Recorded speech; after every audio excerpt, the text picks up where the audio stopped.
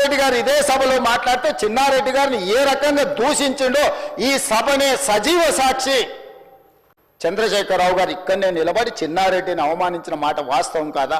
కాంట్రాక్టర్ల కోసం, కమిషన్ల కోసం, లిఫ్టుల కోసం, పంపుల కోసం, మోటార్ల కోసం కక్కుర్తిపడి కాంట్రాక్టర్ ఇచ్చిన కమిషన్ల కోసం జూరాల నుంచి తీసుకోవాల్సిన నీళ్లను శ్రీశైలం బ్యాక్ వాటర్స్ కు తరలించడంతో ప్రాజెక్టు వ్యయం 16,000 నుంచి 35,000 కోట్లకు పెరగడమే కాకుండా 100 కిలోమీటర్లు పారాల్సిన 175 కిలోమీటర్లు కాలువలు తవ్వాల్సి వచ్చి ఈరోజు 60,000 కోట్లకు అంచనాలు పెరిగినాయి అధ్యక్ష.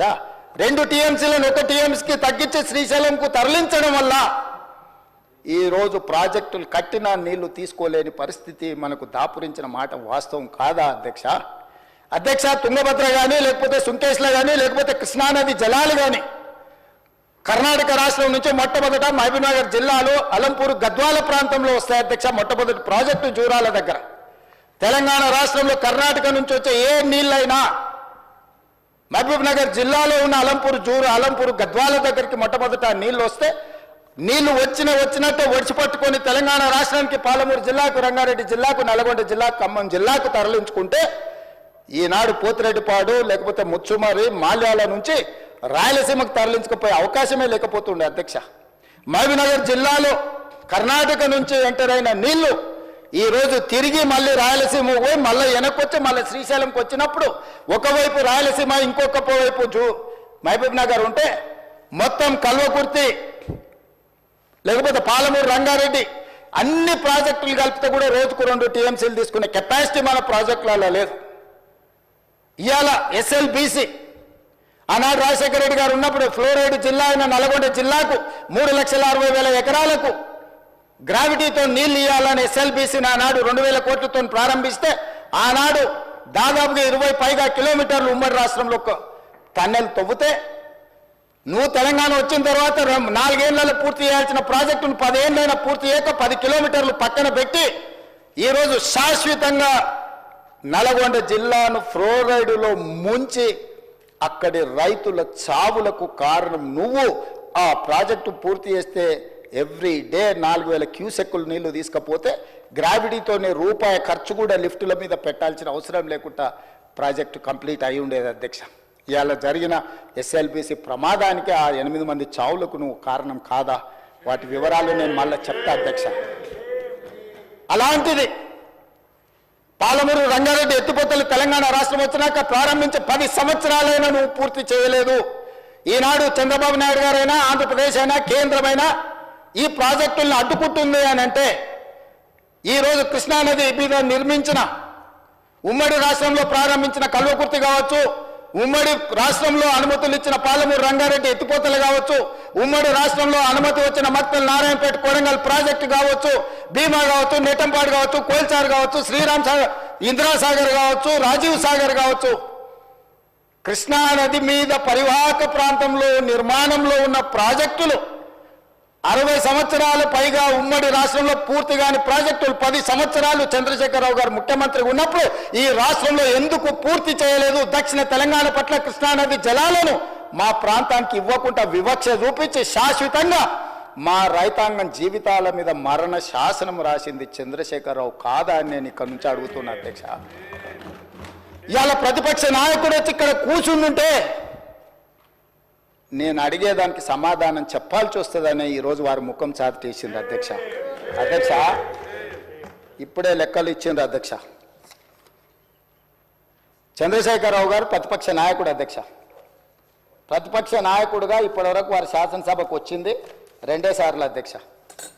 వారికి పోయిన డిసెంబర్ 23 నుంచి ఇప్పటి వరకు వారికి ఇచ్చిన జీతం అధ్యక్ష 57,84,124 రూపాయలు అధ్యక్ష. శాసనసభ్యుడిగా, ప్రతిపక్ష నాయకుడిగా డిసెంబర్ 1, 2023 నుంచి ఫిబ్రవరి 28, 2025 వరకు ఈ దాదాపుగా 15 నెలలలో వాళ్ళు తీసుకున్న ప్రభుత్వం సొమ్ము, జీత భత్యాలు, శాసనసభ్యులు కూడా ప్రభుత్వ ఉద్యోగ అధ్యక్ష తమకు తెలుసు కదా, సుప్రీంకోర్టు తీర్పిచ్చింది. వారు 57,84,124 రూపాయలు జీత భత్యాలు తీసుకున్నారు అధ్యక్ష. 2 సార్లు ఇక్కడికి వచ్చింది, ఇప్పటి వరకు ఎక్కడికి వెళ్ళలేదు అధ్యక్ష. ప్రభుత్వ జీత భత్యాలు తీసుకొని ప్రజల్ని గాలికి వదిలేసి తెలంగాణ రాష్ట్రాన్ని కర్మకు వదిలేసిన ప్రధాన ప్రతిపక్ష నాయకుడు ఈరోజు వాళ్ళను ఇట్లా తయారు చేసి రేబీస్ వ్యాక్సిన్ రియాక్షన్ వచ్చినట్టుగా వాళ్ళు వ్యవహరిస్తుంటే ఏం చెప్పాలి అధ్యక్ష?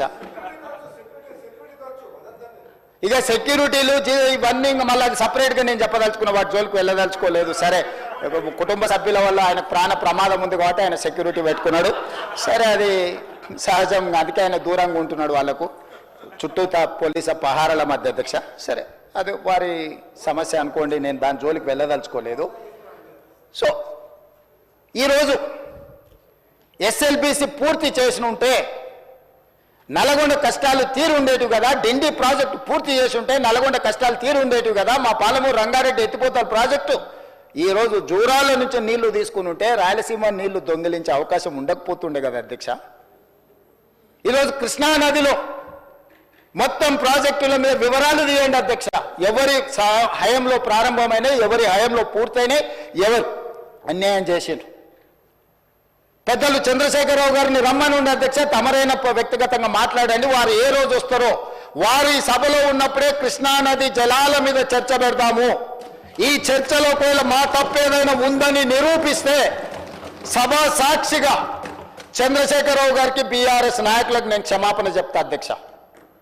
ఇది నా సవాల్ అధ్యక్ష చంద్రశేఖరరావు గారికి. సవినయంగా నేను చంద్రశేఖరరావు గారికి సవాలు విసురుతున్నా. కృష్ణా పరివాహక ప్రాంతంలో కృష్ణానది జలాలలో ఈరోజు తెలంగాణకు శాశ్వతంగా అన్యాయం జరిగింది చంద్రశేఖరరావు గారి హయంలో, లెక్కలతో సహా నిరూపించడానికి నేను మా మంత్రి ఉత్తమ్ కుమార్ రెడ్డి గారు సిద్ధంగా ఉన్నాం అధ్యక్ష. వాళ్ళ సంతకాలు పెట్టొచ్చి వాళ్ళ అఫిడవిట్లు వేసి రాయలసీమ లిఫ్ట్ ఇరిగేషన్ ప్రారంభించి 2020లో ఆంధ్రప్రదేశ్ ముఖ్యమంత్రి జగన్మోహన్ రెడ్డి గారిని ప్రగతి భవన్కు పిలిపించి పంచపక్ష ప్రమాణాలు పెట్టి రాయలసీమ లిఫ్ట్ ఇరిగేషన్ జీవో మొత్తం రాయలసీమలో ఈరోజు పోతిరెడ్డి పాడు కావచ్చు, మాల్యాల కావచ్చు, లేకపోతే ముచ్చుమరి కావచ్చు, రాయలసీమ లిఫ్ట్ ఇరిగేషన్ కావచ్చు, ఇవన్నీ కలిసి శ్రీశైలం బ్యాక్ వాటర్స్ నుంచి పర్ డే 10 టీఎంసీ, ప్రతిరోజు 10 టీఎంసీలు 60 రోజులు మనకు వర్షాలు వచ్చినప్పుడు ఉంటే 600 టీఎంసీలు వెనుక నుంచి వెనకల్నే రాత్రికి రాత్రే తరలించకపోవడానికి ఇవాళ ప్రాజెక్టులు పూర్తయినాయి. 2014 నుంచి 2023 డిసెంబర్ వరకు చంద్రశేఖరరావు గారు ముఖ్యమంత్రిగా సాగునీటి పారుదల శాఖ మంత్రిగా ఉన్నప్పుడు తెలంగాణ రాష్ట్రానికి అన్యాయం చేసింది అధ్యక్ష. రోజుకు 10 టీఎంసీల నీళ్ళని తరలించకపోయే ప్రాజెక్టులు వాళ్ళు కడితే చంద్రశేఖరరావు నిమ్మకు నీరెత్తినట్లుంటే నారాయణపేట నియోజకవర్గంలో గవినోళ్ళ శ్రీనివాస్ అని ఒక సామాన్యమైన రైతుతోని green tribunal, national green tribunal చెన్నైలో కేసు వేయించి ఆ ప్రాజెక్టుల మీద స్టే తీసుకొచ్చి ఈ ప్రాజెక్టులో అనుమతులు లేకుండా, పర్యావరణ అనుమతులు లేకుండా ప్రాజెక్టులు నిర్మిస్తున్నారన్న ప్రాజెక్టుల మీద స్టే ఒక పాలమూరి అతి సామాన్యమైన రైతు కుటుంబం నుంచి ఒక రైతు స్టే తెచ్చిన తర్వాత మేము గగ్గోలు పెట్టి లొల్లి పెట్టి రాళ్లతో కొడతామని పాలమూరు జిల్లా రైతులు తిరగబడ్డ తర్వాత ఆ పిటిషన్లో రాష్ట్ర ప్రభుత్వం పోయి ఇంప్లీడ్ అయింది అధ్యక్ష. ఇదెక్కడ చూద్దాం అధ్యక్ష? తెలంగాణ హక్కుల కోసం శాశ్వతంగా మనకు అన్యాయం జరిగే నిర్ణయాలు ఆంధ్రప్రదేశ్ తీసుకుంటే ప్రభుత్వం కొట్లాడాల్సింది పోయి ఉద్దండులైన న్యాయ కోవిదులను పెట్టి అడ్డుకోవాల్సింది పోయి వదిలేస్తే ఒక సామాన్యమైన పాలమూరు రైతు నేషనల్ గ్రీన్ ట్రిబ్యునల్లో కేసు వేసి స్టే తీసుకొస్తే పర్యావరణ అనుమతులు ఇవ్వని అప్పుడు పోయి వీళ్ళు విధిలేని పరిస్థితిలో ఇంప్లీడ్ అయినారు అధ్యక్ష. అధ్యక్ష, నేను ఒక మాట గుర్తు చేయదలుచుకున్నాను అధ్యక్ష. చాలా మాట్లాడిండ్రు, ఉండుంటే బాగుండేది, నేను అడుగుండేవాడిని. రోజా గారి ఇంటికి వెళ్ళి రొయ్యల పులుసు తిన్నది ఎవరు అధ్యక్ష? నేనా ఉత్తమ్ కుమార్ రెడ్డి గారు అధ్యక్ష? రోజా గారు ఒక్కసారి రొయ్యల పులుసు పెడితేనే తిని రాయలసీమను రతనాలసీమ చేసి వస్తాను చెప్పొచ్చిన మహానుభావుడు ఆయన. నిన్ను పుట్టినప్పటి నుంచి 71 సంవత్సరం వరకు పెంచి పోషించి నీకు బుక్కడి బువ్వ పెట్టి గుండెల్లో పెట్టి ఆదరించి భుజాల మీద మోసి తెలంగాణ రాష్ట్రానికి ముఖ్యమంత్రిని చేసి 2009లో